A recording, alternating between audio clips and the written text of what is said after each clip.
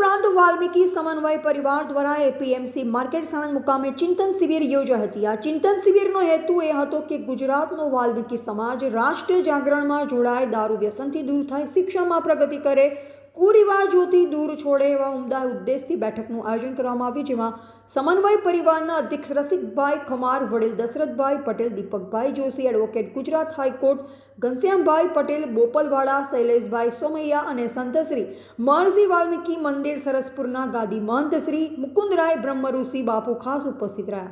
આ ચિંતન બેઠકમાં વાલ્મીકી સમાજના સમગ્ર ગુજરાતભરમાંથી 15 જેટલા જિલ્લામાંથી આવેલ ભાઈઓ અને બહેનો તેમજ નવયુવા મિત્રો ખૂબ જ મોટી સંખ્યામાં ઉપસ્થિત રહ્યા। સદર કાર્યક્રમમાં ઉપસ્થિત રહેલ મહાનુભાવોએ વાલ્મીકી સમાજની ચિંતા કરી વાલ્મીકી સમાજને નવી દિશા આપી રાષ્ટ્રની સેવામાં કેવી રીતે ઉપયોગી થઈ શકે તેવા ઉમદા ભાવ સાથે બેઠક યોજાઈ હતી। તેમજ આખા ગુજરાતમાં વાલ્મીકી સમાજ પણ 22મી જાન્યુઆરીએ ઘરમાં દીવા પ્રગટાવે, ફટાકડા ફોડે, મીઠાઈ વેચે અને ગરીબના ઘરે જઈ દાન કરી દીવો પ્રગટાવી દિવાળી જેવો માહોલ બનાવે તેવી વાત પણ કરવામાં આવી। આ કાર્યક્રમના મુખ્ય આયોજક ગુજરાત પ્રાંત વાલ્મીકી સમન્વય પરિવાર દિલીપભાઈ ચૌહાણ સાણંદ, વિશાલભાઈ ગોહિલ ગુજરાત હાઈકોર્ટ, એડવોકેટ ઘનશ્યામભાઈ સોલંકી નડિયાદ, મયુરભાઈ પાટડિયાએ ખૂબ જ મહેનત કરી કાર્યક્રમને સફળ બનાવ્યો। કાર્યક્રમના અંતમાં સૌ લોકો સાથે ભોજન કરી છૂટા પડ્યા હતા। શું આપનું નામ છે, શું આપની જવાબદારી? ચૌહાણ દિલીપભાઈ મુરજીભાઈ। શું આપની જવાબદારી છે? સમન્વય પરિવાર વાલ્મીકી સમાજ ગુજરાતની અંદર ફરજી જવાબદારી છે મારી પ્રમુખની। આજે જે કાર્યક્રમ કરવામાં આવે એ બાબતે શું કહેશો?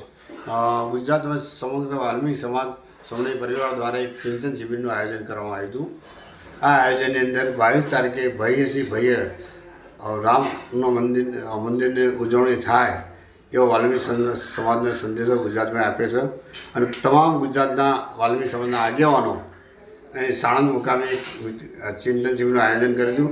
તમામ 150-200 માણસો હાજર રહેલા અને એના ચિંતન શિબિરની અંદર સમાજની પ્રગતિ કઈ રીતે થાય, સમાજનું ઉત્થાન કઈ રીતે થાય, શિક્ષણ કઈ રીતે આગળ આવે, વ્યસનથી મુક્ત કઈ રીતે થાય, કુરિવાજો કઈ રીતે થાય, એનું ખૂબ ઊંડાણપૂર્વક ચિંતન કરેલું તમામ સમાજના આગેવાનો બુદ્ધિજીવીઓએ।